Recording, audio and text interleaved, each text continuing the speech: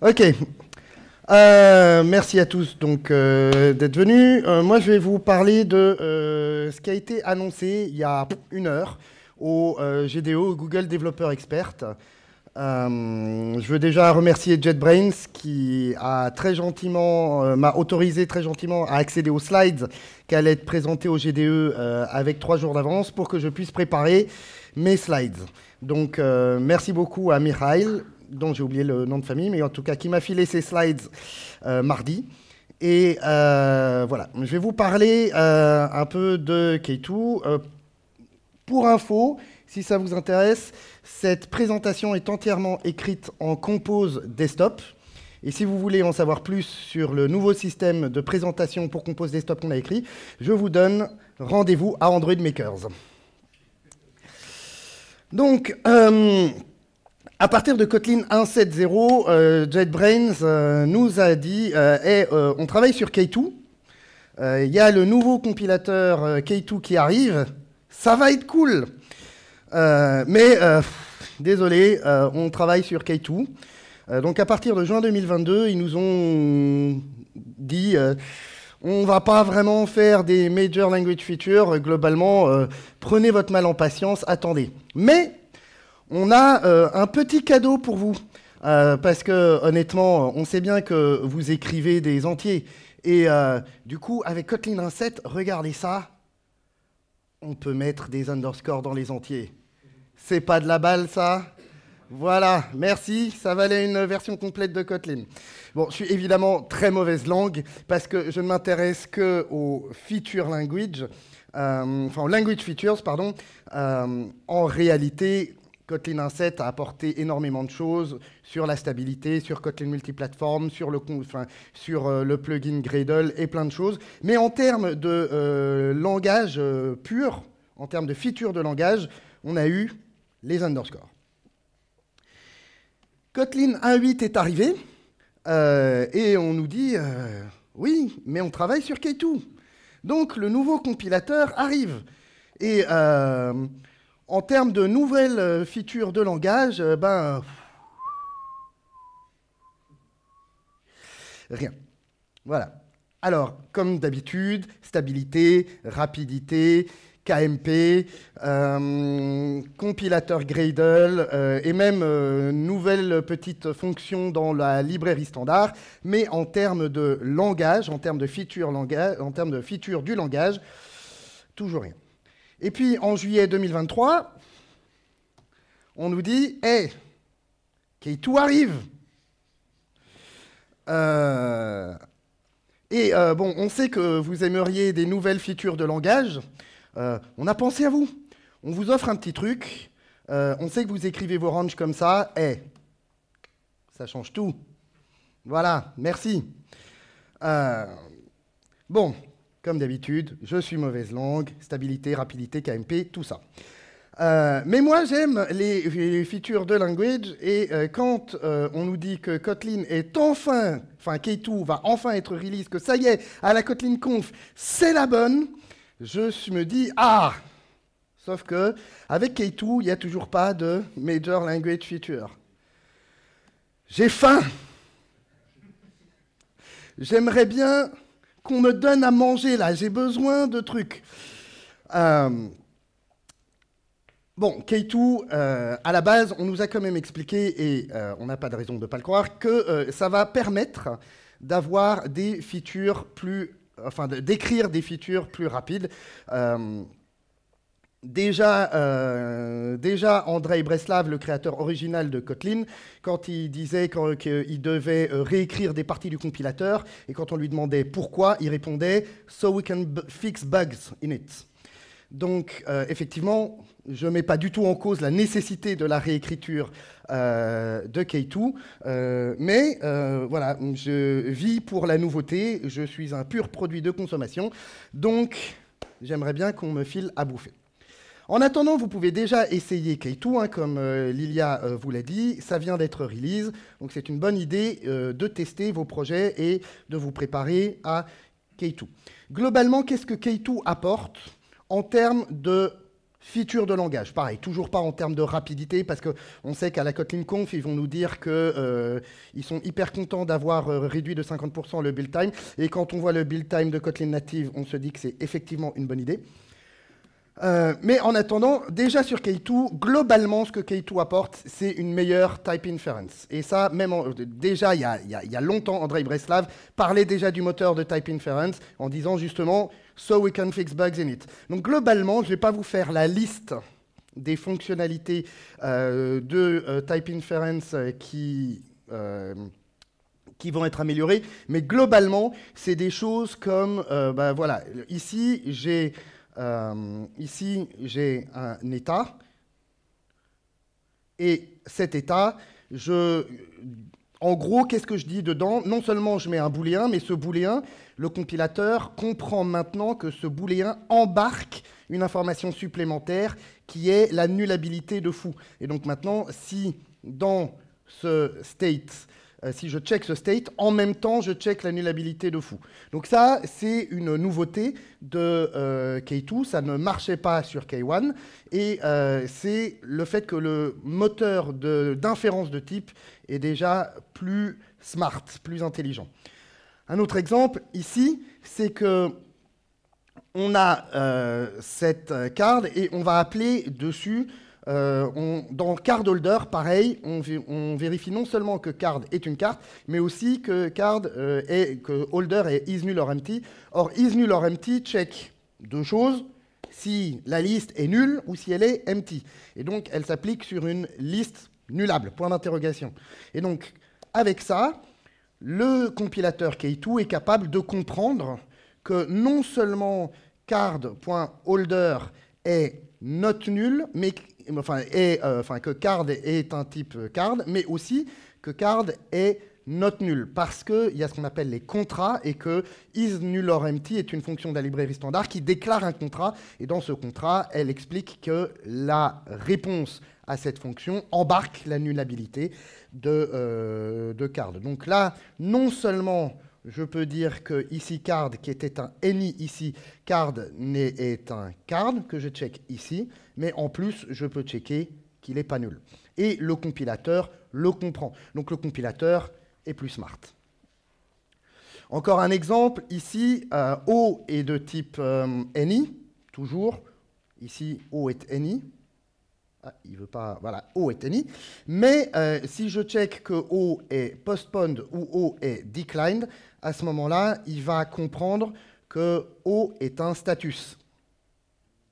Et donc, il va me permettre de mettre signal dessus.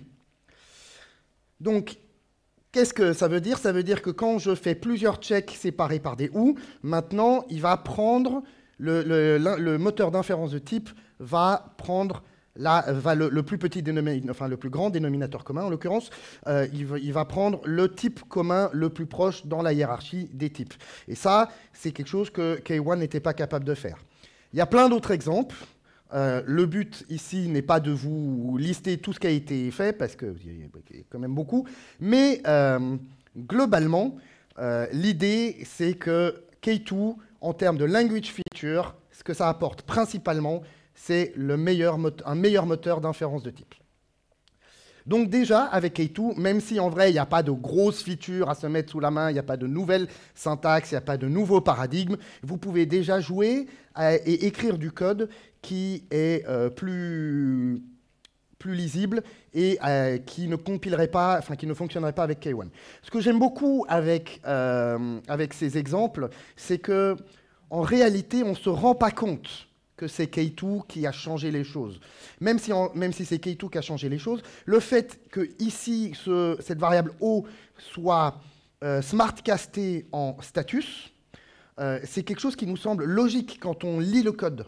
Et donc, c'est quelque chose qui nous énervait quand ça ne marchait pas en K1. Et là, ça marche. Donc, on a tendance à penser, vous savez, de manière un peu... On est français, quoi. On a tendance à penser de manière un peu négative, genre, bah oui, ça marche, bien sûr que ça marche. Sauf qu'en fait, c'est pas évident du point de vue de la machine que ça marche, et c'est quand même la démonstration que K2 est capable de faire des choses beaucoup plus fines que K1. Encore une fois, je vous parle toujours que de features de langage. Il y a évidemment beaucoup d'autres choses. Donc, une fois que Kotlin 2 sera release, on va enfin avoir des nouvelles features. Ça fait du bien. Du coup, qu'est-ce qui arrive? Alors, la première chose qui arrive... non, je vais reformuler parce qu'après, on va dire que je mens. Qu'est-ce qui arrive quand? D'accord? Personne ne le sait. Je pense que même à JetBrains, ils ne le savent pas. D'accord? Et dans quel sens ça arrive? Je pense qu'ils ne le savent pas non plus. Donc tout ce que je vais vous montrer, ça pourrait arriver, ça va peut-être probablement arriver, sous cette forme ou sous une autre, et dans quel ordre? L'ordre que je définis, l'ordre dans lequel je démontre ces features, n'est absolument pas lié à l'ordre réel que personne ne connaît réellement. Donc, on en parle depuis longtemps. Ici, je vous donne un exemple, par exemple, de... Je dis 2 fois exemple, c'est bien. Je vous donne donc un exemple de sérialisation où peut-être que j'ai fait une requête et j'ai des jeux de société chez moi, j'en ai plein, et je veux pouvoir output sur ma requête en JSON. Je ne vais pas utiliser des trucs faciles, hein, je me complique la vie, donc je réinvente la roue. Du coup... J'ai une fonction toJSON, ici, une fonction toJSON, qui va appeler toMap et qui va la mettre en JSON. Et ce toMap, il va globalement générer une map. Et avec cette map, et dans cette map, je mets toutes les infos que je veux mettre en requête. Le problème, c'est que je suis obligé de passer cette database partout. Je suis obligé de passer cette database partout parce que j'en ai besoin à chaque fois quand je récupère les board games. Les parties que j'ai fait, je veux pouvoir aller les chercher dans la base de données parce que je veux les sérialiser avec. Je suis obligé de passer ma base de données avec tout le temps. Ça serait bien si je pouvais avoir un contexte, le contexte base de données, je serais directement dedans et je pourrais faire mes requêtes. Et donc ici, au lieu d'avoir db.getGame, j'aurai simplement getGame parce que je suis dans le contexte de database. C'est quelque chose qui a été annoncé depuis des années et c'est quelque chose qui fonctionne déjà sur la Kotlin JVM en expérimental et c'est exclusivement Kotlin JVM et globalement, moi tel que je le comprends, ça a commencé d'être développé puis ensuite JetBrains a décidé non, on va faire K2 d'abord et donc c'est resté un peu en l'état. Et ça va être repris plus tard. Mais ça a déjà été bien spécifié. Et, by the way, rien ne vous empêche d'avoir un deuxième contexte. Vous pouvez très bien avoir en plus le JSON contexte. Comme ça, peut-être que dans ce JSON contexte, il y a le pretty print, l'indentation, tout ça. Donc rien ne vous interdit d'avoir qu'un seul contexte. C'est une feature sur laquelle il y a eu déjà beaucoup de choses dites. Et à la Kotlin Conf, il y aura 2 talks rien que sur cette feature. Donc j'imagine que les 2 talks vont pas être « Salut, finalement on a changé d'avis, the end ». Donc si vous allez à la Kotlin Conf et que ça vous intéresse, vous savez où regarder. Une autre feature qui arrive et que je trouve assez cool, c'est les meilleurs when. Donc when est une structure qui est déjà très pratique et qui se rapproche, même si ça ne l'est pas vraiment, mais qui se rapproche du pattern matching sur des langages fonctionnels comme Scala. Et le but ici est de proposer des améliorations qui vont encore plus le rapprocher du pattern matching. On peut déjà remarquer que j'affiche res 3 fois. Alors pourquoi est-ce que je n'ai pas un res with subject? Parce que si j'ai mon res avec mon subject, ici, ça ne marche plus. Parce que res, je ne peux pas mettre res is result success, et là, ce et là, ça va planter. Donc du coup, je suis obligé d'écrire comme ça en Kotlin actuel. L'idée est de fournir les guard conditions, donc de permettre de transformer le et en if, et ça, à terme, ça devrait marcher, ce qui est déjà plus agréable à lire. Mais on peut faire mieux que ça. Ici, ce result, il est présent 3 fois, et res est lui-même de type result. Donc, JetBrains nous dit « et si » il y avait une résolution automatique. Voilà. Donc, l'idée, c'est de passer d'un code qui est tout de même assez verbeux à un code beaucoup plus lisible. Même si, finalement, il n'y a pas de fonctionnalité vraiment... ça ne nous permet pas de faire des choses que ça nous permettait de faire avant. Alors, on va me dire si, un peu, parce que les guard conditions, elles vont rentrer dans le Type Inference Engine. Mais ça permet quand même d'avoir un code qui est beaucoup plus lisible. Or, ces when exhaustifs, c'est quelque chose qui a quand même assez explosé, notamment avec l'intégration de Compose. Et donc, c'est quelque chose qui va permettre, qui va impacter de très nombreuses lignes de code et qui qui rendront le code, à mon sens, beaucoup plus lisible. La feature que moi je upvoterai au max parce que je l'attends et que, nom de Dieu, en tant que développeur de librairie, ça me ferait tellement du bien si elle arrivait, c'est les meilleurs arguments. Donc, quelle est l'idée derrière ça? Je fournis une librairie Compose qui propose un frame text, d'accord? Et j'ai plein d'arguments. Ici, bon, j'en ai mis que 3, frame color, frame width et text style. La vérité, c'est que en fait, c'est juste ça rentrait pas. Mais allez lire du code Compose, vous verrez qu'il y a quand même énormément de paramètres.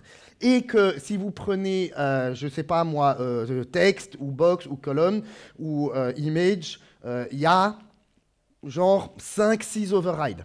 Et le problème en tant que développeur de librairie, c'est que je dois, si j'ajoute un nouvel argument, il faut que j'ajoute à toutes les fonctions, il faut que je mette exactement le même défaut à toutes les fonctions, sinon j'ai introduit un bug, il faut que je le documente dans chacune de ces fonctions, et puis probablement que chacune de ces fonctions appelle les autres parce que je ne vais pas réécrire ma logique 5 fois, donc il faut que je transfère l'argument à chaque fois.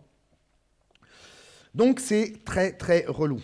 Et évidemment, vous allez me dire une solution simple, c'est de créer une data class, et puis de dire, OK, je ne prends plus en paramètre un frame color, un frame width, un text style, mais je prends en paramètre un frame settings. Voilà, problème résolu. Sauf que, problème résolu pour moi, mais globalement, j'ai transféré le problème à tous mes utilisateurs. Parce que là, mes utilisateurs, à chaque fois qu'ils appellent frame text, ils vont être obligés de créer un frame settings. Donc, finalement, problème pas si résolu que ça. Et puis, en plus, on pourrait argumenter que je fais une allocation sur la VM. Mais bon, ça, c'est moins important. Mais en tout cas, c'est un peu chiant pour l'utilisateur de devoir appeler frame text, settings égale frame settings, frame color, juste pour changer la frame color. Donc, au final, c'est le conundrum de texte. Hein, si vous regardez texte sur Compose, texte, il a genre 300 paramètres qu'il fournit à text style. Mais c'est juste pour éviter à l'utilisateur de mettre style égale text style juste pour pouvoir changer la couleur de son texte. Et ce que nous propose ici JetBrains, c'est l'idée des data args. Les data args, c'est de dire je fais une structure qui contient les arguments, j'écris tous les arguments qu'une seule fois, je les documente qu'une seule fois, mais quand je mets data arg dans mes fonctions, ça veut dire que là, je pourrais appeler frame text en lui passant mon texte et mettre frame color égal. Je n'aurais pas besoin d'écrire frame settings. Donc en réalité, ça va importer toutes ces valeurs dans les fonctions. Cool, hein? C'est cool. Hein? Alors, la cadoc, comment elle est? Je ne sais pas, mais j'aurais tendance à dire que si elle est bien faite, la documentation sera répliquée à chaque fonction. Mais c'est une bonne question, et comment est la cadoc, je ne sais pas.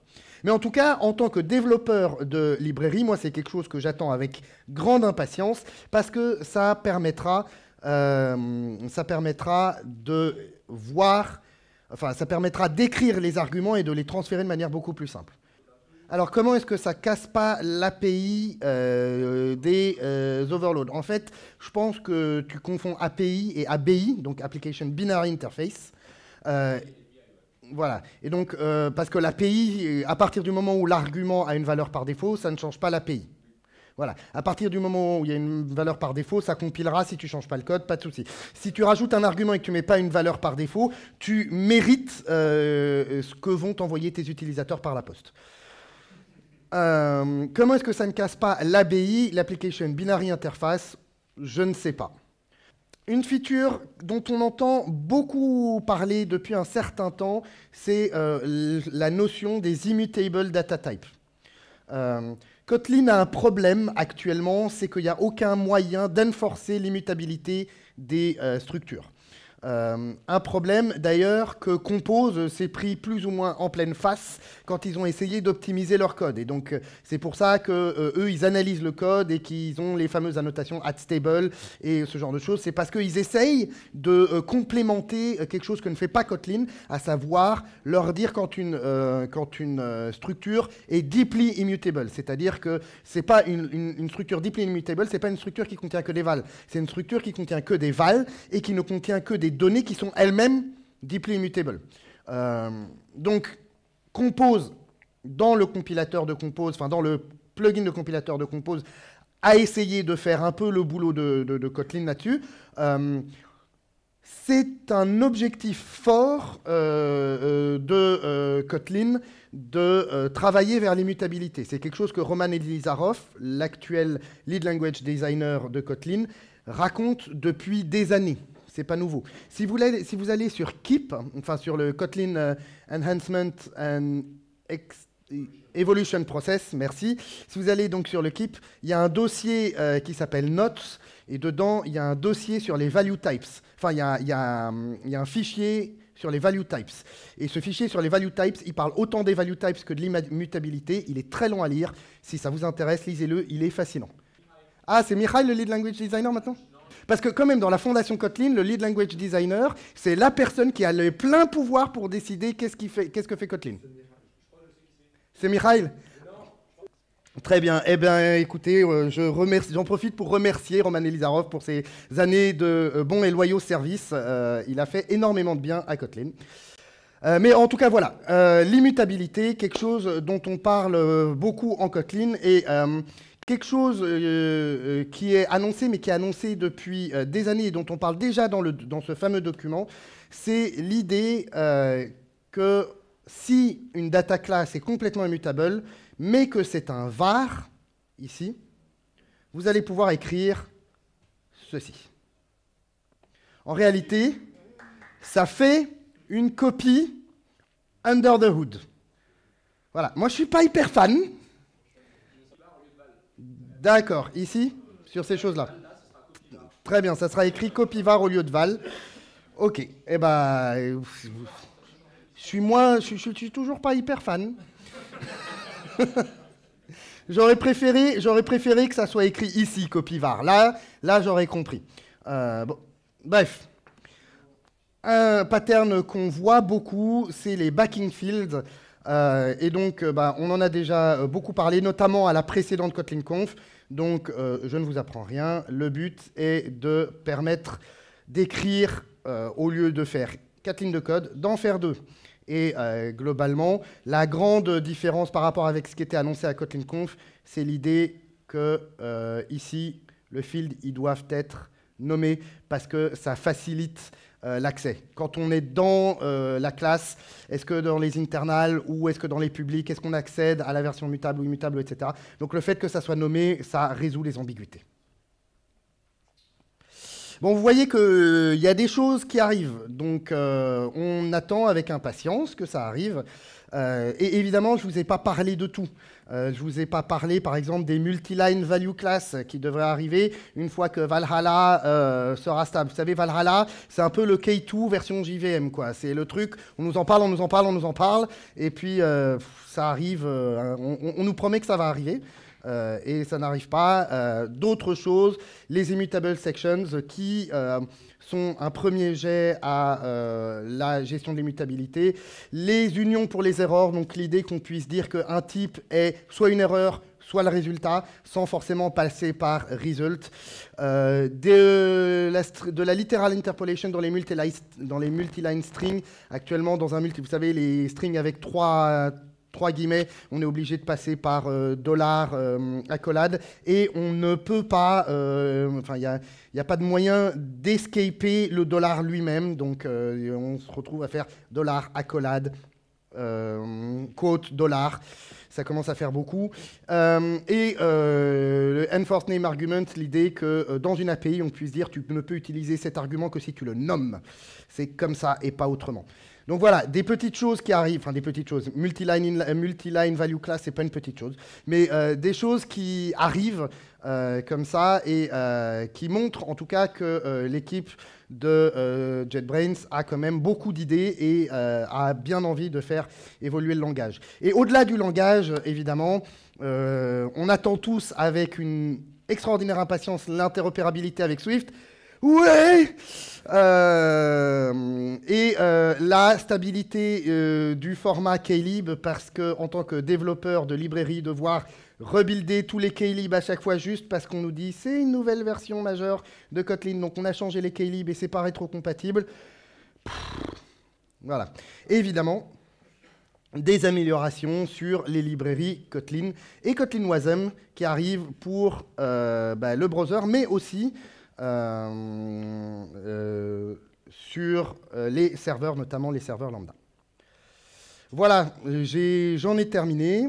Je vous présente juste très rapidement la société que j'ai fondée, Coding Coders. On est certifié par JetBrains pour nos formations Kotlin.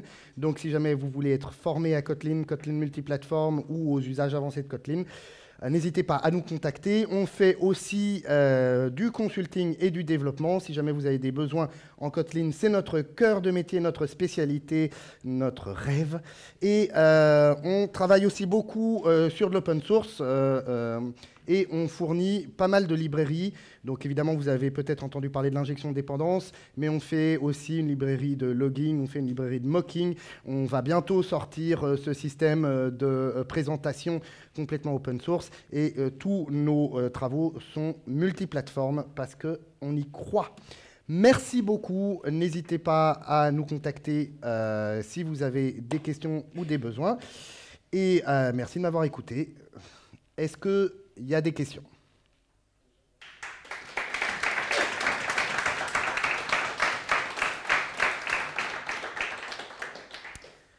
Est-ce qu'il y a plus de détails sur les immutable sections ? Non, mais on sait que c'est une véritable problématique au sein de Kotlin et que c'est vraiment Kotlin, en tout cas Roman Elizarov le disait, mais je ne pense pas que l'idée de Kotlin ait changé, d'aller toujours vers faciliter l'immutabilité. Alors, le fait que le SmartCast ne fonctionne pas si c'est un val dans un autre module parce qu'il ne peut pas s'assurer qu'il n'y a pas un getter derrière. J'ai envie de dire que pour moi, ça devrait parce que si tu sais que la classe est deeply mutable, alors sa val ne peut pas être mutée. Donc ne peut pas changer même s'il y a un getter. Donc, parce qu'une classe qui est deeply immutable, par définition, elle ne peut pas accéder, elle ne peut pas contenir de l'état qui est mutable. Donc même s'il y a un getter, normalement, elle ne pourrait pas accéder à un état mutable. Donc j'ai envie de dire que ça devrait améliorer, mais your guess is as good as mine. C'est vrai, ça peut être un getter qui va piocher dans un truc statique. C'est vrai, c'est vrai. Et du coup, est-ce que ça serait pas une bonne idée d'interdire ça dans les classes deeply immutable ? Mais c'est aussi peut-être pour ça que c'est des immutable sections.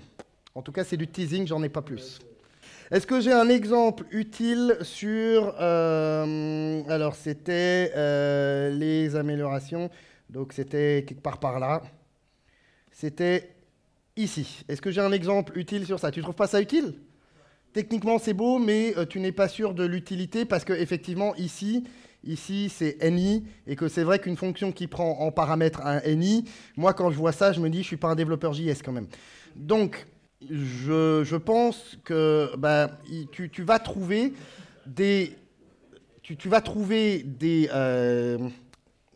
des exemples utiles de ça, mais en fait, tu t'en rendras pas compte parce que en fait, ça va être forcément, excusez-moi, ça va être forcément des moments où tu testes, par exemple, un type de requête et que si tu testes que c'est l'un de ces deux-là et pas le troisième, tu accèdes à des propriétés qui existent sur ces deux-là et pas sur le troisième, ou des choses comme ça. Mais on est d'accord, en fait, c'est assez... c'est le genre de changement qui passe sous les radars parce que je suis persuadé que les gens, quand ils vont utiliser ça, ils ne vont pas se rendre compte qu'ils l'utilisent. Est-ce que c'est vrai qu'on ne sait pas quand certaines features vont sortir? Oui, même si JetBrains annonce qu'ils vont sortir à un certain moment, moi, perso, je n'y crois pas. Hein? Alors, c'est absolument pas un reproche, mais je rappelle que JetBrains avait annoncé un calendrier de sortie fixe et stable pour toutes les versions de Kotlin. Ils ont plusieurs mois de retard dessus. Il devait y avoir une nouvelle version majeure tous les 6 mois. Oui, mais c'est K2, quoi. Et je rappelle, par exemple, que les contextes receiver devaient sortir bien plus avant, et qu'avant qu'ils décident de freeze pour K2, qu'ils nous disaient que ça allait sortir là très, très, très, très prochainement. Et globalement, oui, j'aime ma femme, mais quand elle me dit qu'elle sera prête à 18h, j'y crois pas. Et du coup, j'aime JetBrains, mais quand ils me disent qu'ils vont sortir un truc à telle date, j'y crois pas non plus. Mais la bonne nouvelle, c'est que quand ça sort, ça déchire. C'est-à-dire que quand ça sort, c'est bien, c'est stable. Il y a un véritable temps qui est pris pour créer, pour tester la feature. Elle est en expérimental. Enfin, JetBrains fait les choses bien. Et parce qu'ils font les choses bien, ils ont tendance à glisser sur les features, enfin sur les dates. Mais c'est parce qu'ils font les choses bien. Donc je veux surtout pas qu'on entende un reproche dans ce que je dis. Ce que je dis, c'est que je suis persuadé qu'on est tous de la meilleure volonté du monde et qu'on n'a jamais réussi à sortir quelque chose quand on a dit qu'on le sortirait. Et JetBrains n'est pas une exception. Je vous retrouve au 5e étage pour les pizzas. Merci beaucoup. Ouf.